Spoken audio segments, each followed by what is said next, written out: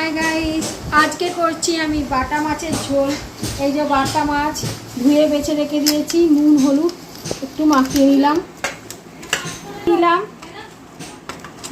আর এই যে এদিকে ঝোল করার জন্যে এই যে আলু পটল কেটে রেখেছি, আর টমেটো কুচি আর পেঁয়াজ কুচি। এই যে আর লাগছে এটা আদা রসুন জিরে আর কাঁচা লঙ্কা বেটে রেখে দিয়েছিলাম।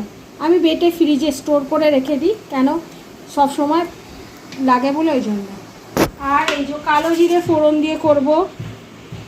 আর এটা কাশ্মীরি লঙ্কা গুঁড়ো একটু রঙের জন্য, আর এটা হলুদ গুঁড়ো, সর্ষের তেল আর হচ্ছে নুন।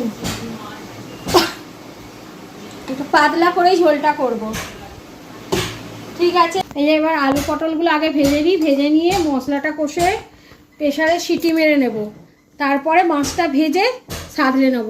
এই যে আগে আলু পটলটা ভাজছি, তেলটা গরম হয়ে গেছে।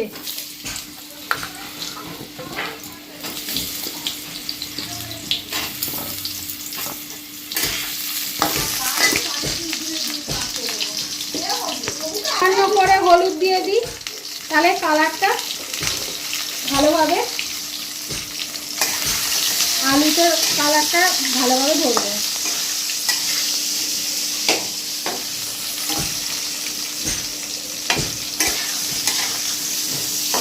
এরপরে আমি দিয়ে দেবো পটলটা আলুর সাথে। আলু আর পটলটা একসাথে ভাজা হবে। আচ্ছা, ভালো করে ভেজে ফিরে আসছি।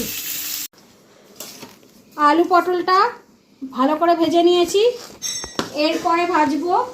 এই জন্য তেল গরম বসিয়ে দিয়েছি, তেলটা গরম হয়ে গেলে মাছগুলো ভেজে নেব। তেলটা আমার গরম হয়ে গেছে, আর একটু ঝাঁসতে দেবো, নাহলে কড়ায় আটকে যাবে মাছটা। এইবারে দিয়ে দেবো আমি মাছ। মানে দূরে সরে যা, গায়ে ছিটকে যাবে।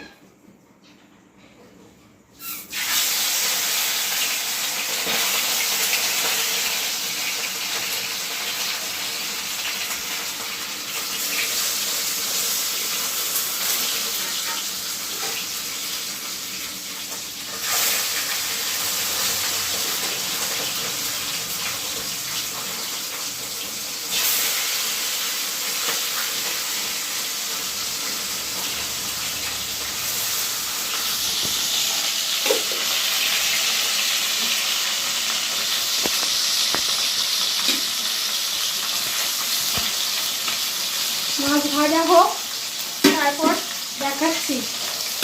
মাছের যে তেল ছিল তাতে আরেকটু সামান্য করে তেল দিয়ে দিলাম, দিয়ে তাতে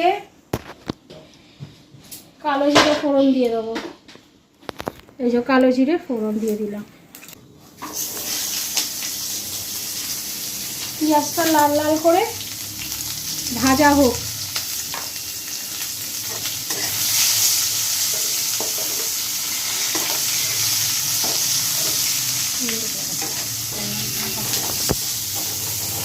এই যে পেঁয়াজটা লাল লাল করে ভাজা হয়ে গেছে, টমেটোটা দিয়ে নাড়াচাড়া করছি। এরপরে দিয়ে দেবো আমি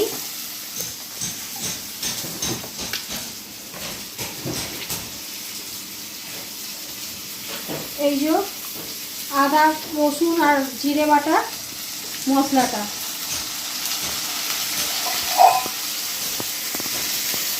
দিয়ে একটু নাড়াচাড়া করব। সামান্য একটু জল দিয়ে দেবো, নাহলে কড়াই ধরে যাবে, কড়াই কামড়ে যাবে, তাই জন্য পুড়ে যাবে।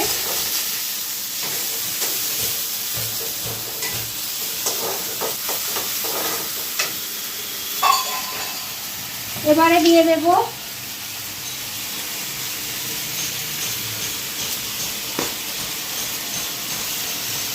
এক চামচে হলুদ গুঁড়ো, আর একটু সামান্য দিয়ে দিলাম 1 চামচের মতো হলুদ গুঁড়ো,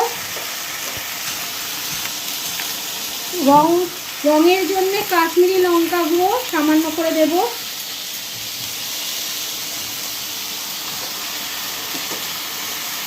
আর দেব পরিমাণ মতো নুন।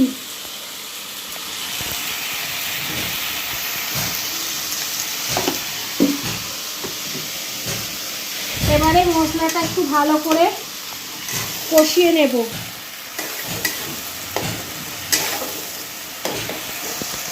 তেল ছেড়ে আসছে, এরপরে দিয়ে দেব এই আলু পটল ভাজাটা এর মধ্যে দিয়ে এবার ভালো করে কষিয়ে নেব। এখানে সবজি, এখানে সবজি। এই যে আলু পটল দিয়ে ভালো করে কষবো, একটু তেল ছেড়ে ছেড়ে আসবে। প্রথমে হাই ফ্লেমে কষে নিলাম, এরপরে এটাকে লো ফ্লেমে কষবো যতক্ষণ না জলটা ভালোভাবে মরে তেল ছেড়ে দেয়। ভালো করে কষা হোক, ফিরে আসছি। এই যে দেখুন ভালোভাবে জলটা মরে তেলটা ছেড়ে দিয়েছে, ভালো করে কষা হয়ে গেছে। এরপরে আমি দিয়ে দেবো পরিমাণ মতো জল।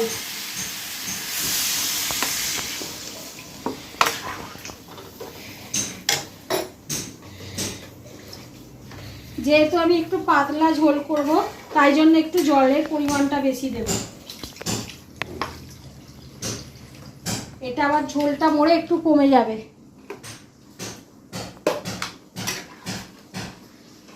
ব্যাস, এবারে ফুটুক, সেদ্ধ হয়ে এলে আপনাদেরকে দেখাচ্ছি। স্টার্ট। আজকে আমি রান্না করেছি যে আমের চাটনি, আচ্ছা এদিকে ডাল, আর এদিকে আলু ভাজা, আর হচ্ছে বাটা মাছের আলু পটল দিয়ে ঝোল। ঝোলের মধ্যে দিয়ে দিলাম, ঝোলের সাথে ফুটবে।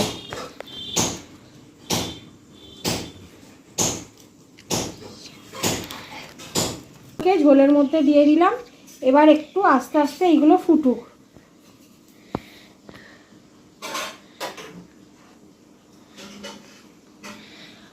এবার সব সেদ্ধ হয়ে গেলে 5 মিনিট পরে এটাকে বন্ধ করে দেবো। আমার ঝোল রেডি হয়ে গেল।